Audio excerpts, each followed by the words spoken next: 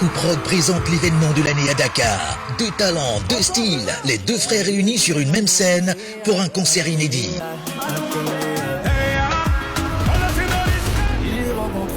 Pour la 2e édition du Festi Dakar, Rahou Prod vous offre une première mondiale. En exclusivité à Dakar, Gims et Dadju, le samedi 21 décembre, sur l'esplanade du Musée des Civilisations, réunis pour un moment d'exception. Fosse debout 15 000, gradé assis 30 000, VIP Prestige 50 000. Info 78 604 59 59 ou 78 604 79 79. Tu lui donnes la misère du monde, elle va tout assumer. Gims et Dadju, le samedi 21 décembre sur l'esplanade du Musée des Civilisations.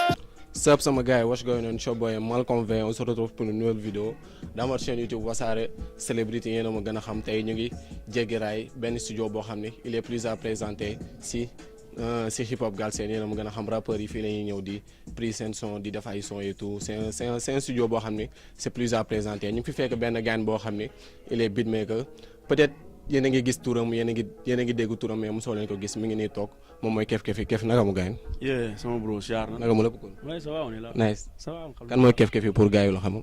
ouais Kef benn ingénieur de son la ingénieur de son bu ñu ko waxee peut-être mooy ñi def ay prise de son def ay traitement de son ak affaire yu demee noonu nekk Jéggi Raay Records quoi. sa amour si musique kañ la dikkale au fait kañ nga commencé def ay beatmaking affaire yooyu noonu et tout. yeah mun naa ni dès l'enfance parce que genre temps yi hip hop bi doon commencé fii ay PBS temps yi ñu fi nekk amoon na benn groupe bu tuddoon Supreme Black après ñoom ay 99 ñoom ñoo nekkoon VIP xam ngeen ñi wayoon na Natalia genre bon 99 yàgg na am na ñu bari sax ñoom ñu dooguñu. année boobu laa jot de. waaw gis nga donc amoon na ñu génnee album ñu tuddoon VIP. ay gars yoo xam ils sont un peu partout dans le monde quoi ñoom genre ñun seeni jeunes frères lañ woon quoi temps yi ñi nekk Supreme Black ñoom temps yi ñu daan répété comme li ñuy wax rek boo amee say grand ñu nekk ci gàlle bi di répété ak def seeni affaires yow loolu daf lay influence étant jeune quoi donc loolu moo ñu influencé woon man ak sama beneen acolyte boo xamante dañ nekkoon ay artistes depuis ay 94 affaire ça fait très longtemps quoi après ñuy dem di dem nekk ay artistes di dem xam nga ba kenn ci ñoom dem France xam nga ñëwaat après ma bàyyi fi jeune frère am bi ma doon àndal di ànd ak moom quoi après ci la nekk di dem ci ay studio ma nekkoon assistant am xam nga ba après ci laa ko mën dem jàng quoi ci ay école yoo xamante ni xam nga voilà quoi après ci la ñëw naturellement quoi. comme je l'ai dit au début ñu fekk la si studio bi lan mooy sa rôle si studio bi en fait. waaw mooy li mu wax tantôt rek ingénieur de son mooy kuy genre yaay tëgg beat yi xam nga yaay arrangé yaay prise yaay mix yaay def master yaay def direction artistique xam nga pour ku comprendre wul tëgg beat mooy ñiy composé beat bi artiste bi di tegu ñun ñoo koy composé ñoo koy arrangé mooy fii la couplet di nekk fii la refrain yi di nekk fii la nii la son bi di toll par exemple guddaay bi prise de voix yi artiste bu demee ci micro bi ñun ñoo koy jël xam nga direction artistique bi mooy ñun ñoo naan ko defal lii bàyyil lii defal lii bàyyil lii après bu ñu paree ñooy mix mooy ni ngay agencé affaire yi comme ceeb ni nga koy toggee xorom bi warul ëpp affaire yooyu quoi ba lépp cool après nga def master mooy rendu final li koy may doole pour mu mën a répondre ci plateforme internationale yëpp quoi voilà. léegi parlons si studio bi parce que gis nañ que ni yaa ngi liggéey ak beaucoup de jeunes artistes ay ñoom Paco Briz ñoom KMT ñoom El Jazz nan ngeen liggéey ak ñoom en fait.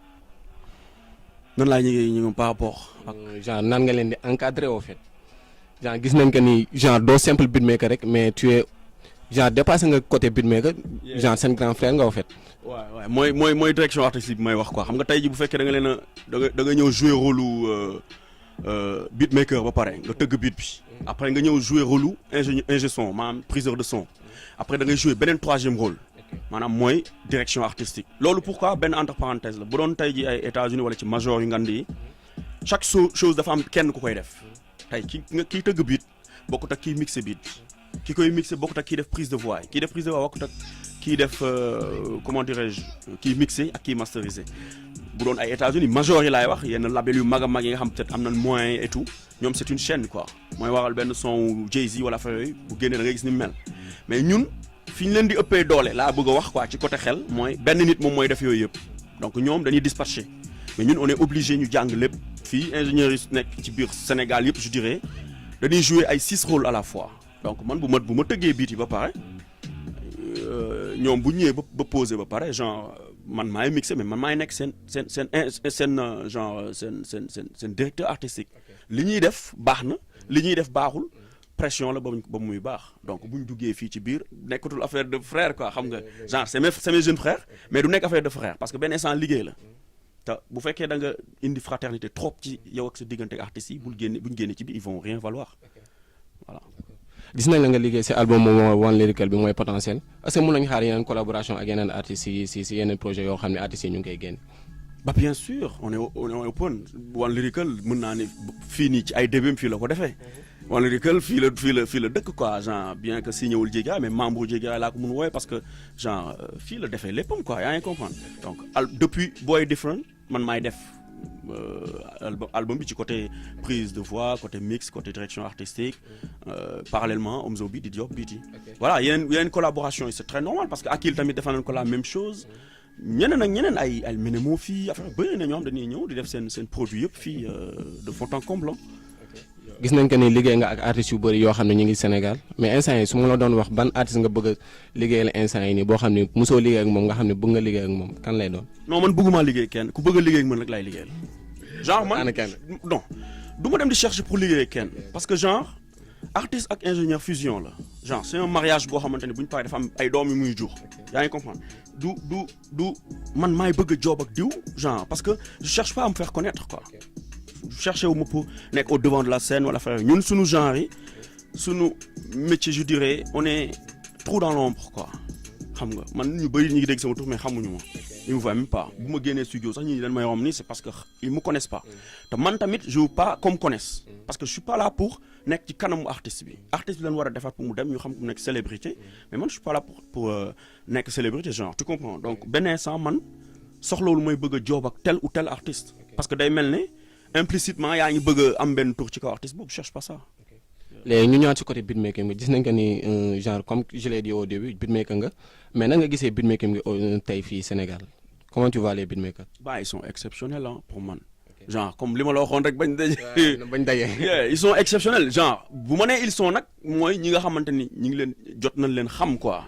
am na fi ñoo xamante ni xamaguñ leen man xam naa peut-être ay boy yoo xam ñi ngi door a débuter mais ils sont bien aussi parce que. genre avant amoon na benn mythe boo xamante ni tant que beat jugewul état loolu sax ba léegi mi ngi fi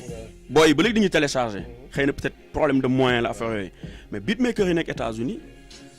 gënuñu tàng ci benn yoon suñu beatmaker yi nekk fi xam nga lu tax parce que ñoom ñi ngi tout mooy li ma wax sànq ci côté man damay jouer 6 rôles ñun on n'a pas tout mais tey bu ñu génnee beat américain bi da ciy tegu parce que xam naa ay beatmaker yoo xam ay l'expérience am na ay gars yoo xam ñu ngi fii dañuy jaay ay beat américain yi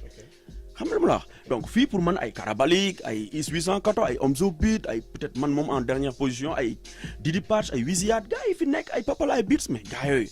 seen beat américain bu ko déggee da ciy teg yaa ngi comprendre français bu ko déggee da ciy teg amoon na benn Camille xaw ma lan fàtte naa turam je pense Michael Camille genre tour yooyu la yor quoi defe naa ne newul Thiès wala am na benn français bu mu jaay beat benn français bu nu mu tudd Camille Michael Camille genre tour yooyu mais kooku da lay leer ni bu fekkul woon il était pas bien du mën a jaay beatam benn français boobu ci major la nekk donc man beatmaker yi nekk fii je les respecte tous parce que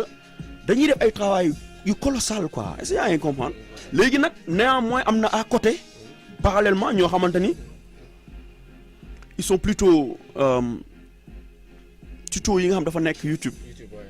dinaa leen encourager mais dama leen encourager ñu gën a ñu job tamit parce que benn instant c'est pas que da ngay nekk sa gaale nga am sa benn ordinateur portable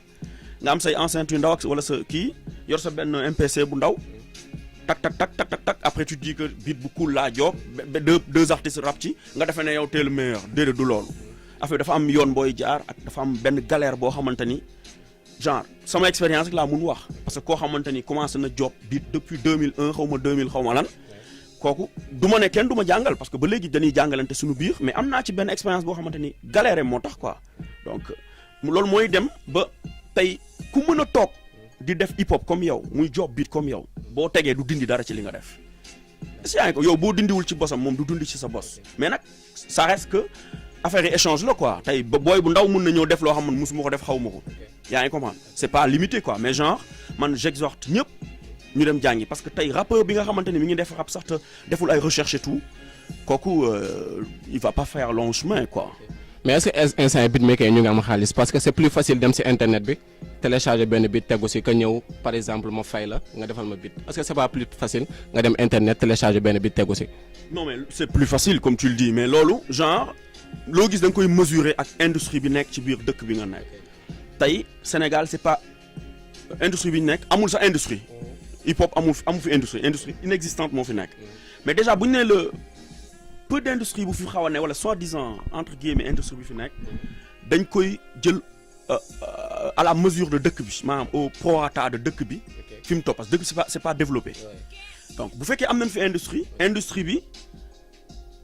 c'est pas régi par une loi quoi amul benn loi boo xamante ni artiste bi dañ koy assigner kii c'est un artiste kii c'est un beat maker assermenté kii ay œuvre am dañ koy protéger et tout fu ñu ko jaaral day am xaalis moom ay droits d'auteur affaire yooyu amul fii yenn beatmaker nga xam dañuy dugal seeni beat YouTube sax c'est pour se faire connaître est-ce que yaa ngi comprendre donc day compliqué un peu day compliqué pour gars yi am xaalis ci beat parce que rappeurs yi seen bopp amuñu xaalis te rappeurs yi ñooy fay est-ce que yaa ngi comprendre bu fekkoon tey rappeurs yi fayuñu yow ci streaming bi wala ci jaay bi wala ci au niveau bureau droit d'auteur yi sa musique am amplitude bu ngand foofu après di nga mun fayeeku te loolu day yàgg artiste bi yéen fayeekoo ndoo mais tant que artistes yi fayeekuñu beatmaker yi mënuñu fayeeku yenn fayeeku sauf que ça parfois day dem ba ñun ñoo leen di tane. boo amoon conseil boo xam ne bëgg nga ko jox gars yoo xam ne bëgg nañ dugg ci beatmaking bi loo leen yoo xam ne ils veulent se mettre ils veulent être beatmaker yoo xam ne instant ñu ngi nekk di la suivre bëgg nekk benn kef-kefi wala benn karabalik wala benn Omzo Beat. Je dirais genre ñun ñëpp xëy na peut-être affaire bi passion la commencé xam nga ñi nga xamante ni passion moo leen tax a bëgg a doon dara dinañ def ce qu'il faut pour être loolu ce qu'il faut nag mooy nga dem ut ay information déjà parce que sénégalais dañoo tam bu ne tëll rek ñu ne da mën a xamu nu ñu koy waxee noonu genre il faut que yow nga dem vers l'information nga xam affaire yi base yi lan la déjà tu connais les bases après nga jéem a créer contact yi benn keef wala benn karab bi ngay wax wala benn is wala benn I don't know Omzo bi wala affaire yooyu nga dem vers ñoom ñu commencer la peut-être wax na la léegi lii mu fii ngay commencer léegi nii ngay def lii mooy yoon lii moo dul yoon après déjà base yooyu ngay am boo toogee sa kanam ordinateur peut-être avec l'aide de Kef par exemple di nga mën a def ndànk di raam di yéeg ba am dara au bout de 5 ans peut-être 4 ans wala même 2 ans ça dépend. léegi parlons ci seen studio bi Jéggi Raay parce que gis nañ chaque année da ngeen di organiser benn événement boo xam ne day xew Daniel Sorano muy Open Doors lan mooy biir Open Doors au fait. Open Doors déjà moom mooy ubbi ay bunt xam nga genre Sénégal gars yi ñu ngi génnee ay produits te artistes yu bari ñu ngi génnee ay produits te artistes yëpp ils sont pas connus artistes yëpp ils ont pas les moyens de faire leur communication tu comprends donc ñooñu aussi peut-être moo ñu exhorté woon pour ñun ñu teg benn événement boo xamante ni dinañ mettre au devant de la scène gars yi génnee te peut-être amuñu accès trop ñooñu ñoo ci ëpp quoi ñi nga xam amuñu accès trop peut-être ci rajo yi peut-être ci télé yi peut-être ci yenn scènes yu mag yi xam nga ñu ne ñun génnee nañ lii mais loolu amul koy seppi parce que amul discrimination c'est tout le monde maanaam ñi génnee ñëpp Sénégal ñi nga xam bëgg nañoo bokk ñoom dañ leen di sélectionner mais dafa am benn nombre limité quoi boo xamante ni DJ yi dañ leen di soumettre ay gars yu génnee DJ yi xool ñi nga xamante ni ñoom seen ginnaaw ñi ngi def tout ce qu'il faut pour seen produit nekk ci plateforme yi quoi ñi dégg ko peut-être muy dem ci rajo yi wala muy dem ci télé yi mais ñun dañuy def rek lu dul eggali ko comprendre nga donc ñooñu la ñuy jël dañuy nekk ñu bëri parfois day dem ba une vingtaine yoo xam DJ yi ñoom ñooy def seen liste ne ñii kat ñi ngi jaar rajo ñi ngi def le tout pour. cette année ban jour la. normalement le 21 décembre la waaw. ok Daniel Sorano. non Daniel Sorano beneen événement moo fay am boobu mooy Jéggi Raay show. Jéggi Raay show moom c'est artistes yi ñëw Jéggi Raay la ñu fi enregistré par Fidèle fi di fi def ay sons yu bëri ñoom moom c'est l'underground quoi ñoom la ñuy jël ne leen yéen tey jii benn Paco Brise benn El Jazz mi ngi def ay concert Grand Théâtre wala ay Sorano mais pourquoi pas vous mais yéen pour ngeen def ko dañ leen ci teel a initier pour fii ak 5 ans ngeen mun ko jël donc lan la saal yi am na ñu rap wala ñu way ba pare seen carrière te mosuñu fa dugg donc yéen da ngeen di ñëw li ngeen di dugal à chaque année Jéggi Raay muy xaalis bi ngeen fay pour seen prise yi nan leen organiser benn événement boo xamante ni yéen doo leen dépenser dara ñun c'est nous qui faisons tout communication affiche tout ñu jox leen seen ticket ngeen dem jaay ko jël moitié juste ñun même si on le fait pour perdre mais au moins yéen da ngeen di gagné waat li nga xam da ngeen ko investir woon ba pare nekk au devant quoi donc c'est différent de Open Doors moom ñi génnee produit la ñii c'est pas forcé ñu génnee produit en plus ñii Jéggi Raay show c'est pour les artistes qui enregistrent ici Open Doors parfois dinañ ko def sax suñu artiste mën na si bañ a nekk parce que boo génneewul doo ci nekk. à part Open Doors bi est-ce que am na yeneen projet yoo xam ne Jéggi Raay mi ngi si di ko organiser si sous région bi wala si biir Dakar pour que artistes yi gis si seen bopp. waaw bon bëgg nañ ko parce que xam nga chaque chose en son temps comme ni ñuy wax affaire étape par étape la déjà que Jéggi Raay bokk na peut-être ci label yi wala structure yi nga xam ñi ngi organiser yaa ngi comprendre mais xam nga. mënoo tëb rek organiser ci benn année par exemple def lépp wala nga am lépp parce que par organisation dafa laaj ay millions te ñun au moins chaque année dinañ assurer 2 programmes yoo xamante ni mooy Jéggi Raay show ak Open Doors ak sunu artistes yi ñuy def donc tout ça c'est des millions yoo xam ça amul retour sur investissement donc loolu bu fekkee ñi ci biti jàppale wuñ la amoo sponsor amoo partenaire t'as rien genre pour nga raam génn ci sous-région bi wala nga dem ba Paris def fa benn Open Doors la fait ça va être difficile mais on y croit parce que ba ñuy door a commencer teguñu woon Open Doors teguñu woon Jéggi Raay show dañu dem ba benn un certain niveau door ko teg donc on aspire ce monde bi on n'est pas là pour rester genre. léegi ñu ñëw si côté hip hop Galsen nan nga gisee rap bi instant yi nii rap Galsen noo ko gisee instant yi. ci ban côté rap bi daa bëri ay côté. si côté yëpp. non bul na ci côté yëpp dañuy xaal teg suñuy xaal di waxtaan. gis nañ ki booy ñi ngi ñëw en fait jeune génération bi ñi ngi ñëw comme gars yu nga nekk di encadré ni ñoom. Paco Brise ñoom El Jazz gars yi ñu ngi ñëw gis nañ tamit ñoom Omzo ñoom Dip gars yooyu noonu ñu ngi commencé di fël Dip mi ngi génnee album mi ngi waajal albumam le 28 mi ngi song tamit stade bi le 28 décembre incha allah noo gisee yooyu noonu gars yi di song stade yi di song Grand Théâtre di song ay Sorano affaire yooyu noonu te ragaluñ ko. bah man je dirais que ay Dip ak ñoom fël nañ ba pare xam nga ku dem bay jël espace bi gën a ngand Sénégal kooku waxu fël kenn waxatu ko ak ñoom ay Omzo affaire yu demee noonu ñi nga xam ñi ci yoon bi pour fël ay Paco Brise wala El Jazz ay KMT affaire yooyu wala ay Ndobine peut-être ñooñ ñoo ne ci yoon am na ñoo xam ñi ngi ci suuf xalaataguñ sax Kabana bay xalaat Sorano wala ngay xalaat ay stade donc genre loolu man bu ma toogee fi ma toog mais euphorie laay am euphorie mooy nga kontaan ba mu ëpp mooy lan mooy mosuñu woon xalaat tey suñuy doomu réew étant ay jeunes ay boy yoo xamante ni amaguñu 30 ans ñu nekk ay entrepreneurs parce que hip hop bi avant c'était un truc de imam bu gisee doomam naan day def hip hop non guerre lay doon non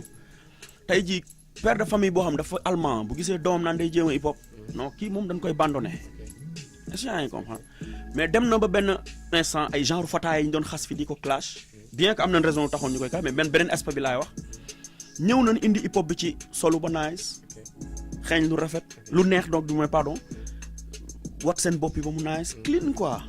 ñëw wane ne ñun ay entrepreneur la dañu bokk ci société bi dañu ñëw pour defar société bi avant hip hop c'était genre beneen du noonu lan mel dafa am bët bu ñu leen di xoolee parce que tey ñu stigmatiser la duñ la déglu ku la xas ba jàppee dof du la déglu léegi nag dof yooyu lañ ñu jàppee woon léegi mu am ñoo xam ñëw nañ changer ko ci côté vestimentaire léegi nag waxuma li ñuy def li ñu leen di critiquer quoi mais li ñuy wane pour seen message bu gën a perceptible ñu gën leen may nopp loolu la yenn boy suivre tey jii da ngay gis benn Canabasse day ñëw il est bien habillé gis benn Paco Brise benn Hakill c'est un chouchou da ngay gis ni boy yooyu dañuy taxaw rek yow t'as envie de dem vers ñoom quoi ñooñu nga xam ñi ngi xëcc nit ñi pour ñu déglu leen yaa ngi comprendre ba pare di jël lu mel ne ay Sorano comme ni nga ko waxee jël lu mel ne ay Renaissance mais ñoom c'est des entrepreneurs c'est des entrepreneurs donc ñooñu amoo lu dul da ngay kontaan quoi fi nga nekk parce que ñun ñëpp pour man ay pierre lañ ci édifice bi hip hop bi édifice la man waxuma sax damay liggéey léegi romb naa foofu liggéey pour poser sama pierre léegi man sax maay pierre bi bokk donc na ko ñëpp jàppee noonu artistes yi acteurs culturels yi ingénieurs yi beatmakers yi tout le monde journalistes yi bu ñëwee ñun ñi ñëwee nekk ay pierre après voilà suñu hip hop bi peut-être dinañ ko gën a may xam nga voilà dina gën a universel. léegi soo amoon benn truc boo xam ne mën nga ko changer si hip hop Galsen bi ñu may la opportunité changer benn truc boo xam ne mi ngi si hip hop Galsen bi nga bëgg ko changer lan lay doon. laay changer bu boobaa gars yi dañoo commencé jaawale hip hop bi xam nga fan la commencé ñi ngi def ay beat yoo xamante ni par exemple ay beat afro hip hop patati patata mbalax lii wala mbalax laa bañuma te genre sax damay exhorter artistes yi wala beatmakers yi ñuy jël suñuy instrument di ko dolli ci sunu hip hop mais tout en restant hip hop maam beat yi nay rester hip hop xam nga tey da ngay gis léegi beatmakers yëpp ils ont changé le hip hop parce que rappeur day xaar beatmaker bu teg mu ñëw tegu ci benn artiste mooy jógee du bëgguma citer non mais benn artiste mooy jógee fee def benn beat boobu day mel ni mbalax kees ni muy dawee comme mbalax tamay ñëw rong dong dong sabar yi ñëw fees ci dell muy daw comme mbalax est-ce que yaa ngi ko man mu marché après ñeneen ñi dañ koy def bañu ma ñu def ko mais bu ko ñëpp defee après hip hop bi day changer visage te fa la jëm il faut se le dire ma am ay artistes yu koy def yeneen label am ay artistes yu koy def man je suis là pour la vérité nekkuma fi pour di faral wala affaire demeen quoi tu comprends le truc mooy tey ñun mën nañoo jël suñuy instrument suñuy bongo suñuy tama suñuy xaw ma toxu su bunn yooyu yëpp mën nañ ko jël ñu def ko suñu biir hip hop mais mu reste hip hop États-Unis ba léegi seen affaire changé wul de te seen musique day changé ñoom ñoo fi doon def boom bap ñëw nañu def ay crunk wàcc nañ ñëw di def ay trap mais hip hop bi boo duggee ci biir stores yi jënd ranger hip hop boo ko teg ranger pop boo ko teg ranger house Sénégal nag on confond tout tey jii am na yenn rappeurs yoo xam boo doon jënd seen produit Sénégal jarul ngay dem ci ranger nga dugg ci ranger boo xam mbalax moo fa nekk wala zouk nga dem jënd parce que déjà il s'appelle il se proclame des rappeurs mais li ñuy def parfois day rax li ma wax nag c'est genre c'est pas pour jeter xam nga invectif pour kenn quoi parce que tey man am naa ay rappeurs yoo xamante dañuy def tama benn El Jazz par exemple moom hip hopam da cee rax ay tama ba mu fees dell benn zen dañ ko gën a wow Sénégal amul donc man j'ai bossé avec tout le monde benn Paco Bis benn trap lay def mais man genre personnellement laa wax quoi waxuma pour ñeneen ñi man bu ma sañoon yooyu yëpp dañ ko ciy def ay bongo ay sabar mais au moins base bi nañuy sentir ne lii hip hop la parce que adduna bi mi ngi xaw ma jooy lii lan la loolu waa Wu-Tang bañ koy jël di ko dugal seen son yi moo décomplexé yenn Sénégalais parce que ñun dañuy toppandoo lu américain bi deful rek ñun jàpp na ni waruñu ko def léegi bañ ko defee ci lañuy door a accepter ñuy jël sunu yenn kii di ko sampler comprendre nga mais man ñu travestir ko daal laay ragal te damay ragal li dinañ fa sori loolu te loolu beatmaker yi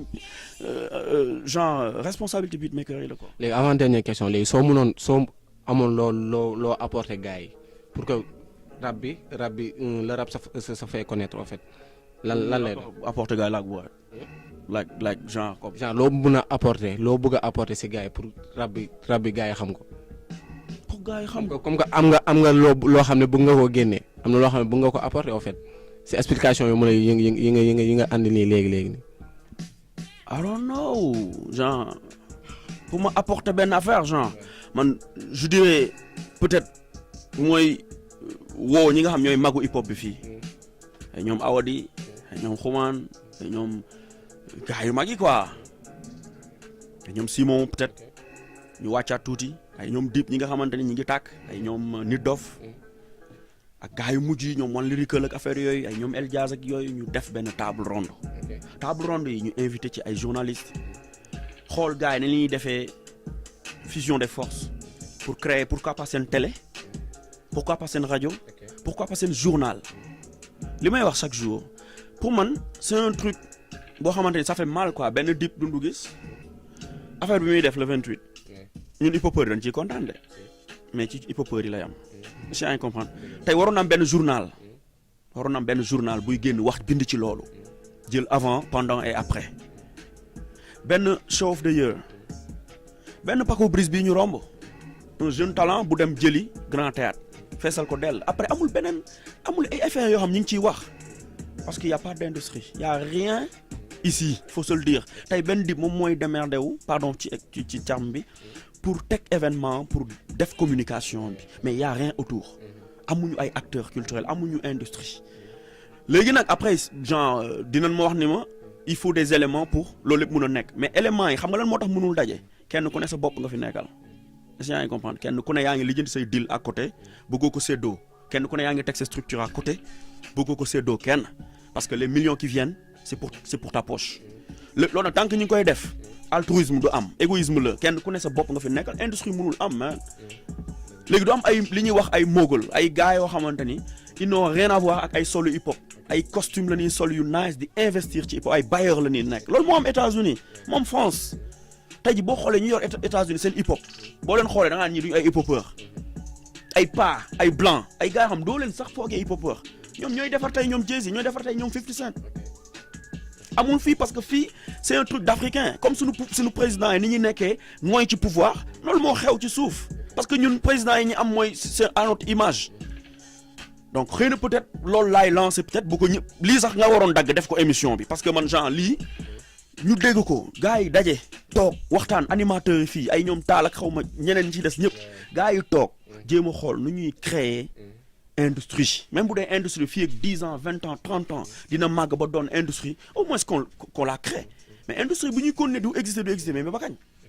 gis nañ que ni Côte d'Ivoire par exemple il y a Kifno Beat ils arrivent à signer si Universal ils font des concerts en France et tout gis nañ Camerounais et tout ils arrivent à exporter leur musique est-ce que Sénégal problème bi du làkk bi en fait. waay ban langue mënul nekk langue bàyyi la ngeen def waay mënul nekk làkk non xam nga lu tax mënut a nekk làkk man toog naa ak ay genre parce que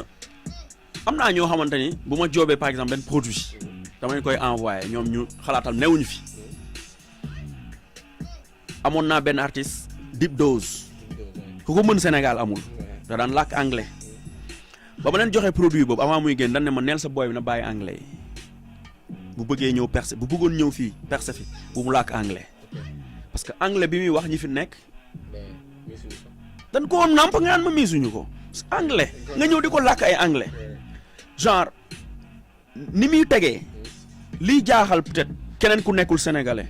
assonance yi muy tege te déggul li muy wax loolu moo koy attiré Youssou Ndour il parle pas français chaque jour day way olof dem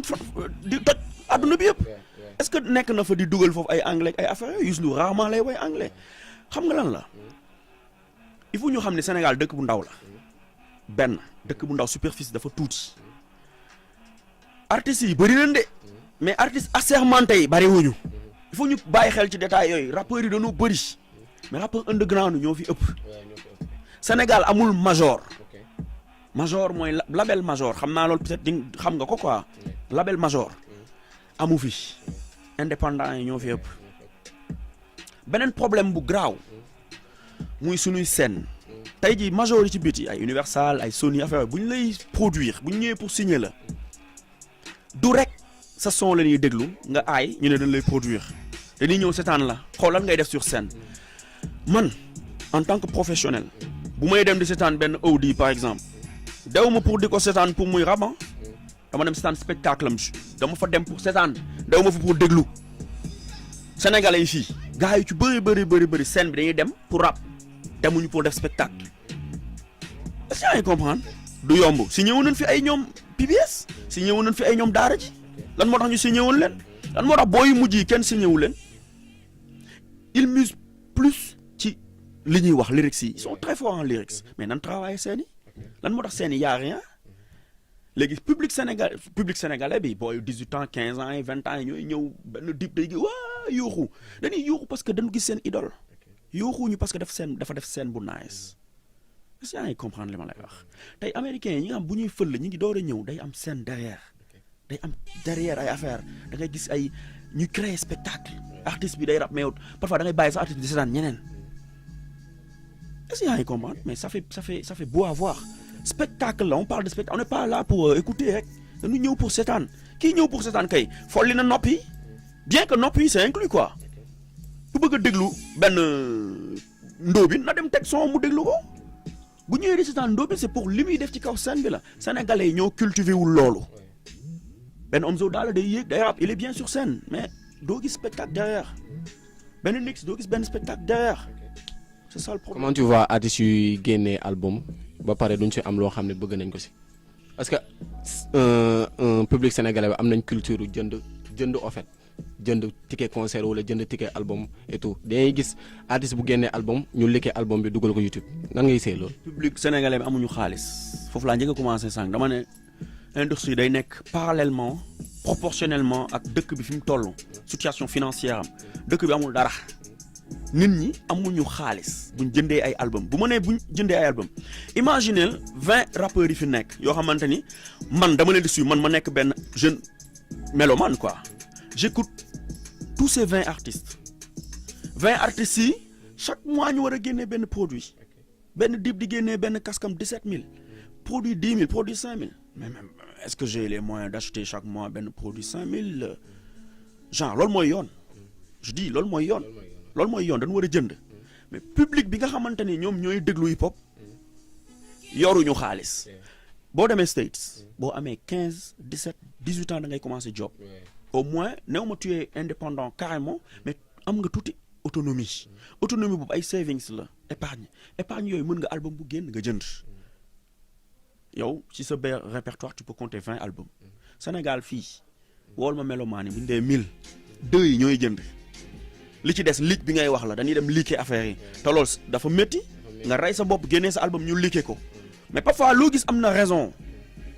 bi mooy gars yi ñoo amul moyen album yi xaw a cher bu fekkoon album yi tey dafay yomb booy peut-être mën nañ jënd ba pare ñu créer ay mesures sécuritaires yoo xamante nit ñi duñ mën a dem di dugal album yi YouTube wala ñu koy dugal ci yeneen voilà quoi. Je pense qu'on en est arrivé à la fin de notre émission boo amoon kàddu yu mujj yoo xam ne bëgg nga ko sànni gars yi seetaan.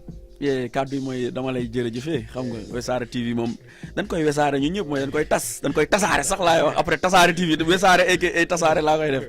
xanaa di leen jéggalu tamit gars yi may sant parce que encore une fois genre je suis pas détenir uma benn monopole vérité li may wax keneen ku ndaw ku doon rom boo ko woon fi mu wax lu ëpp li may wax man benn chaque jour loolu laay wax sama bopp benn ndongo laa boo xam maa ngi ci ginnaaw ñëpp. Je suis le dernier des beatmakers, je suis le dernier des ingénieurs, genre ñëpp mëpp xam-xam genre peut-être bu may wax maa ngi waxal yeneen ingénieurs yi nekk à côté ay Bibert par exemple ay yeneen gars yi quoi xam nga doo mun lim maa ngi wax ak yeneen beatmakers yi genre voilà quoi donc voilà daal di jégalu bu fekkee am na ay paroles yoo xamante ni ça a été vexant wala yoo xamante ni jaawul yoon et tout je suis benn humain la rek boo xam dafa fay quoi. jaajëf sama gars yi c'était Keuf Keuf notre invité tey merci de vous abonner à notre chaîne Wassare Celebrity ak yeneen wasaare yi Wassare musique Wassare société Wassare religion yéen a ma gën a xam pour am information yi en temps réel yéen a ma gën a xam koñ leen ñu ak yeneen invité c'était Malcolm V yéen a ma gën a xam léegi. C'est le Prince Daj. Rendez-vous le 21 décembre à l'esplanade du Musée des Civilisations pour un concert historique avec Voilà Oui, Voilà No Gims. Les choses se passent en ensemble comme jamais. Venez nombreux, nombreuses, on va faire la fête. Oh.